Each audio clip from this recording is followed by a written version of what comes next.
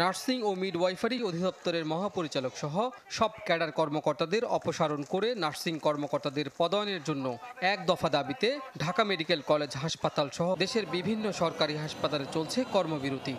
একই পদে যোগদান করে আমরা একই পদে রয়েছি, একই পদে অবসরে যাচ্ছে, এটা এক ধরনের বৈষম্য। দ্বিতীয় দিনে ৩ ঘন্টার কর্মসূচি পালন করছেন আন্দোলনকারীরা। জানান, বুধবার সকাল থেকে ফের শুরু হবে কর্মবিরতি। মিডওয়াইফারি দপ্তরে যে মহাপরিচালক পদ আছে সেখানে আমাদের যোগ্য অনেক পিএইচডি হোল্ডার আছে, তাদেরকে পদায়ন করতে চাই। ডিজিএনএম এর যে আমাদের বড় বড় যে পরিচালক পদগুলো আছে এবং বিভিন্ন পদগুলো আছে, এখানে আমরা আমাদের নার্সিং সমাজ থেকে নার্সদেরকে পদায়ন চাই। এক দফা এক দাবি, আমরা মুক্ত ডিজিএনএম চাই। নার্সিং ও মিডওয়াইফারি সংস্কার পরিষদের আহ্বায়কের হুঁশিয়ারি, দাবি আদায় না হলে দেশব্যাপী কমপ্লিট শাটডাউনে যাবেন তারা। আমাদের দাবি, যদি এই বৃহস্পতিবার 12 ঘন্টা যে কর্মবিরতি দেওয়া হয়েছে এর মধ্যে যদি দাবি দেওয়া মেনে না হয়, তাহলে পরবর্তী দিন থেকে কমপ্লিট শাটডাউন ঘোষণা করা হবে। এদিকে নার্সরা দায়িত্ব পালন না করায় চরম ভোগান্তিতে পড়েন রোগী ও তাদের স্বজনরা।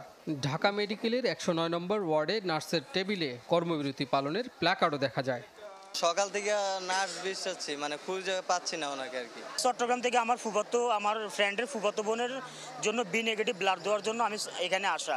5টায় আসছি, এখন বাজে কয়টা, এখন পর্যন্ত স্যাম্পলটা নেওয়া হয় নাই। হাসপাতালটির 204 নম্বর ওয়ার্ডের সামনে হাসিনা বেগমের নিথর দেহের পাশে শোকাহত পরিবারের সদস্যরা। স্ট্রোক করলে তাকে জরুরি ভিত্তিতে হাসপাতালে আনলেও নার্সদের কর্মবিরতির ফলে যথাসময়ে চিকিৎসা না পাওয়ার অভিযোগ তাদের। আমরা 9টা বাজাইছি, স্ট্রোক করছে, আসলে গেছি কইছে আমরা ওহনার ধর্মনা রোগী, 12টার শেষে আমরা রোগী ধরবো। আমাদের আন্দোলন আছে, আমরা আন্দোলনে চলে যাবো। স্বজনরা বলছেন, ঠিক সময়ে চিকিৎসা পেলে এমন পরিণতি হতো না রোগীর।